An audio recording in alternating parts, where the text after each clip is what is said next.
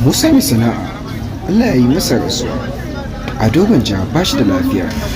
Zara yar shi'a yar garin Zaria Allah ya yi mata rasuwa. Assalamu alaikum wa rahmatullahi wa barakatuh. Tuma sauran barkanmu da sace kasancewa da ku a daidai wannan lokaci a cikin wannan bidiyo. Bayanan suka isha mana a halin yanzu batu akan wa'annan jaruman guda uku, amma za mu fara ɗauka mai muku fille-fille ɗaya bayan ɗaya. Bari mu fara ɗaukar ɓangaren Ado Gwanja. Ado Gwanja dai sai dai a ce Allah ya ƙaro masa lafiya. Ba da batu da yake ta zagaye kara ɗaya kafafen yada zumunta bisa ga rashin lafiyarsa da ta yi tsauri a faɗin Najeriya baki ɗaya. Babu shakka Ado Gwanja ya kamu da tsatsaunin mana larura wadda har jiya mana bai samu damar fitowa waje ba. Hakan ya fara tabbatar mana kan cewar ta yanda dan uwansa wato Aminu ya wallafa cikin shafinsa na Facebook da Instagram da TikTok baki da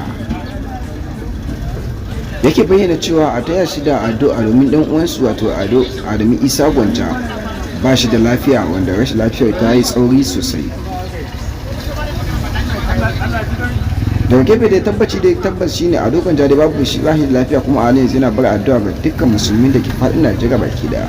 Bari mu dawo wajen kuma jaruma wato wadda ta yi shura a fannin kafin yada zumunta a TikTok, wadda ta yi bangare a shi'a a garin Zaria wato Zara, yadda ake kira da kafafen yada zumunta a bisa ga rashin lafiyar ma'ana bisa ga rasuwarta, wanda a duk inda ka zaga a halin yanzu labarin da yake tarandin kenan arewacin Najeriya. Bisa ga nuna rashin jin daɗin kashe Sayyidina Hussein da aka yi a yakin Karbala, kowa dai ya santa fitacciya ce kuma sananniya a arewacin Najeriya baki daya. To a halin yanzu ta fito ta bayyana ta karyata kan cewa da ake tabbatuwa kan rasuwarta, ta babbawa magoya baya da masoya wanda suka yi rahin jin daɗi sosai a bisa ga rasuwarta. Ta ba sa koyi kan cewa wani abu ne dan faru wanda mutane suka fara wallafa kan cewa ta rasu, amma dai magana gaskiya ba ta rasu ba a halin yanzu, tana nan cikin koshin lafiya ma.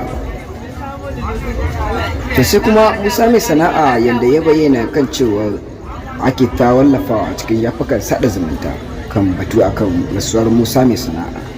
Babu shakka Musa mai sana'a duk inda ka zagaya na san duk dan arewacin Najeriya a halin yanzu ya ga yanda ake ta alhini da kuma yi tura sakon jana'iza kai tsaye bisa ga 'yan uwan Musa mai sana'a, yayin da duk inda ka karaɗa faɗin Najeriya fara daga 'yan Kannywood ɗin kansu har sun fara kuka da hawaye. An ce a shekarar 'yan Kannywood kenan.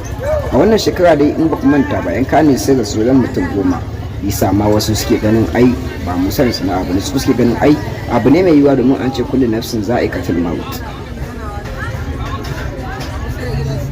To bayan dai da aka ƙara wallafa kan cewa an yi shiru, kuma duk wannan Musa mai sana'a bai fito ya bayyana kan cewa ya rasu ko bai rasu ba, sai kuma kasan jiya da dare ya wallafa bidiyonsa tare da yara 'yan Islamiyya suke ta karatu suna kan cewa har yake ta batu kan cewa bai rasu ba ina nan cikin ƙoshin lafiya.